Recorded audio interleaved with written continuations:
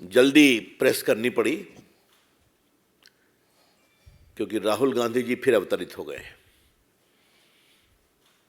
और अवतरित होते ही झूठ बोलना शुरू कर दिया है। तो इसका जवाब देना पड़ेगा ना। शायद 6 मार्च से ये विदेश में थे। राहुल गांधी जी, आप देश को कब तक मिसलीड करेंगे? The BJP would like to ask Mr. Rahul Gandhi, how long will you continue to mislead the country, the people, 140 crore people of India, Indian democracy? ये है बड़े सवाल ना। उनसे माफी की बात बीजेपी क्यों मांग रही है? और आज भी बीजेपी दोबारा कह रही है कि आपने विदेश में ये कहा कि अमेरिका और यूरोप को भारत के लोकतंत्र की गिरावट पर नोटिस लेना चाहिए, मतलब हस्तक्षेप करना चाहिए।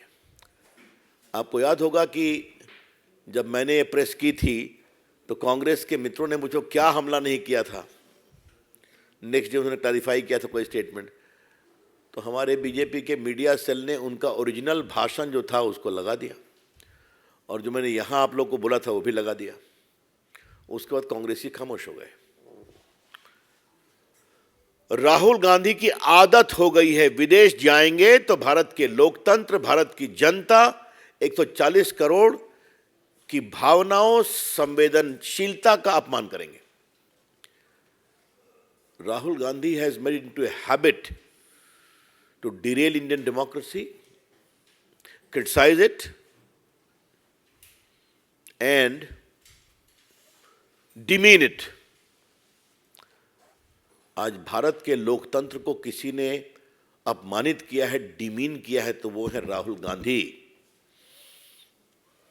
ये मैं बहुत विनम्रता से कहना चाहता हूं और इसका जवाब नहीं दिया उन्होंने आज अपने प्रेस में। बाकी भाषण बहुत किया उन्होंने, आज उन्होंने प्रेस में ऐसी कोई बात नहीं की कि उन्हें खेद है जो उनके द्वारा कहा गया।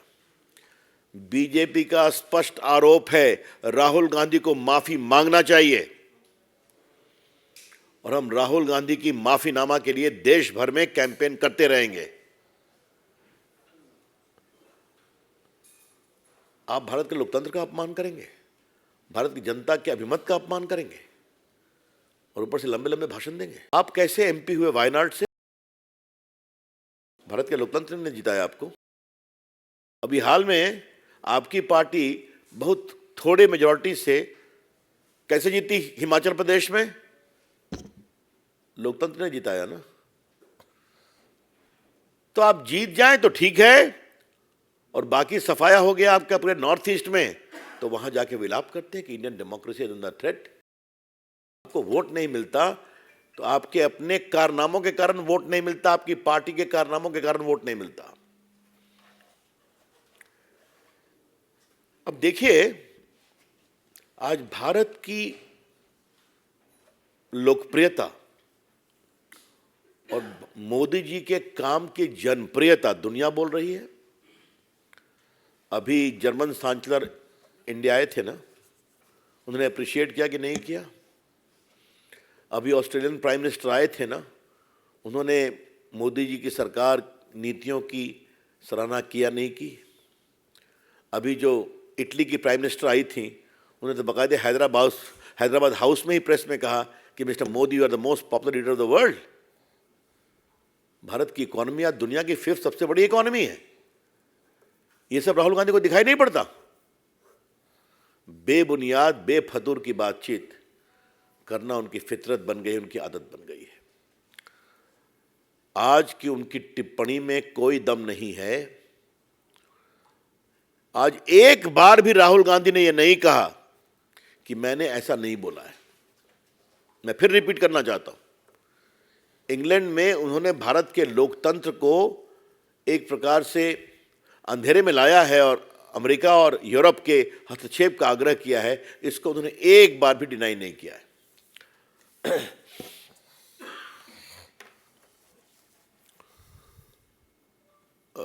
राहुल गांधी जी, आपके अहंकार से तो हम लोग परिचित हैं। आप मनमोहन सरकार में ऑर्डिनेंस फाड़ देते हैं और क्या क्या सवाल करते हैं। लेकिन राहुल गांधी, आपका अहंकार देश से बड़ा नहीं है। Mister Rahul Gandhi, your arrogance is not above the country and the sentiment of 140 crore people of the country. ये हम बहुत साफ साफ कहना चाहेंगे। आजकल राहुल गांधी जी, आपको चीन से बहुत प्यार हो गया है। क्या क्या बोल देते हैं आप,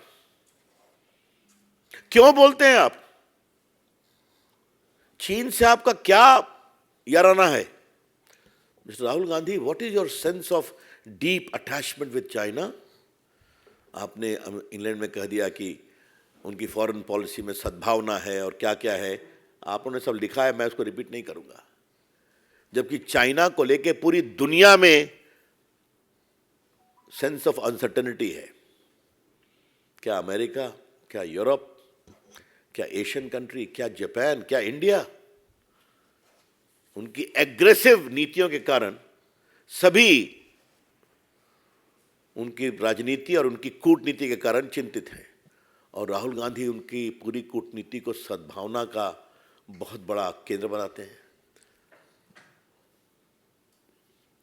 देखिए, मैंने पहली बार एक बार आप यही मंच से कहा था और उस दिन मैंने लोकसभा में भी कहा था कि राहुल गांधी जी कितना होमवर्क करते हैं, इस पर डिबेट हो सकती है। आज मैं बीजेपी के इस मंच से एक बार बड़ी विनम्रता से कहूँगा, राहुल गांधी देश की विदेश नीति को कितना समझते हैं, इस पर भी बहस करने की ज़रूरत है। और अगर खुद नहीं जानते हैं तो उनको सिखाया जाए ना। कांग्रेस के जो बड़े बड़े नेता उनके बाएं दाएं बैठते हैं। Mister Rahul Gandhi, please brush up your information about the foreign policy of India and India's strategic security. Please, you are a novice in that field. और आप क्या क्या बोल जाते हैं, उसकी बहुत भर्त्सना करते हैं। हमें लगता है कि राहुल गांधी अब क्या बोलेंगे क्या नहीं बोलेंगे, लेकिन आज उनके मुंह से एक भी शब्द नहीं निकला कि हमने जो भारत के लोकतंत्र के बारे में और विदेशी ताकतों के हस्तक्षेप के बारे में कहा था, उसका हमें खेद है। Therefore, Rahul Gandhi owes an apology to the people of India. और हम उसके लिए मांग करेंगे। आज देश दुखित है उनके अहंकार से और कुछ भी बोल देंगे। राहुल गांधी जी, आप नरेंद्र मोदी और भाजपा की आलोचना कर सकते हैं, आपका अधिकार है।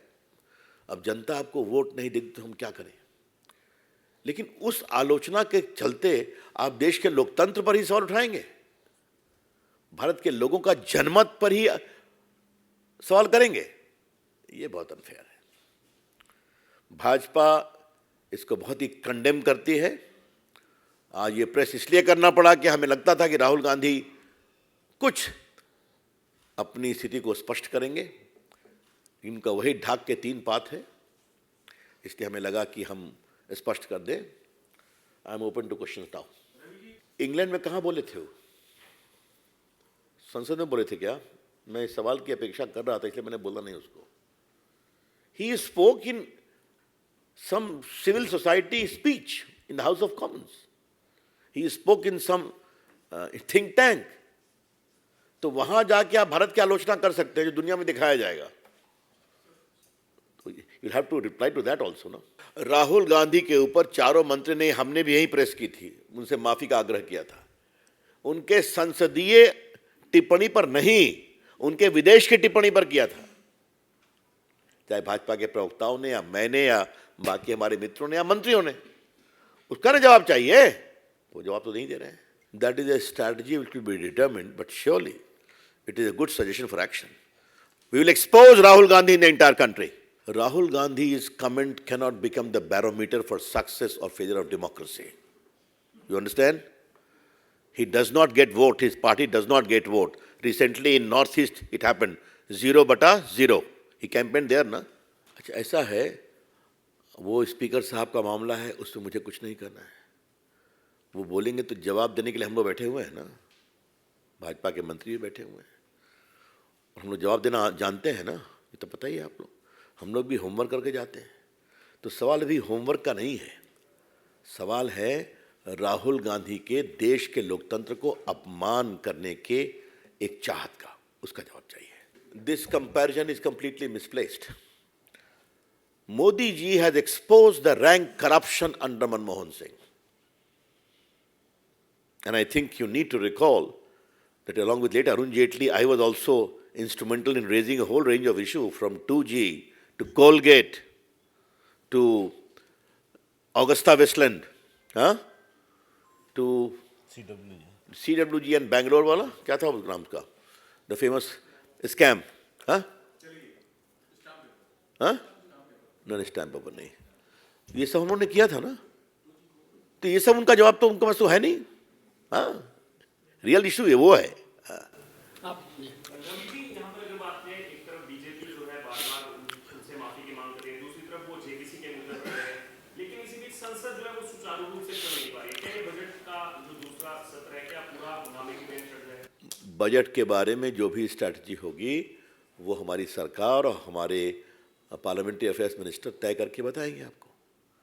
इसका मतलब ये तो नहीं है ना कि राहुल गांधी देश को बेइज्जत करें, झूठ बोल के अपमानित करें, भारत के लोकतंत्र को शर्मसार करें, देश की 40 करोड़ जनता को एक प्रकार से शर्मसार कर हम कुछ नहीं बोले, ये तो नहीं चलेगा ना। That's all. Thank you.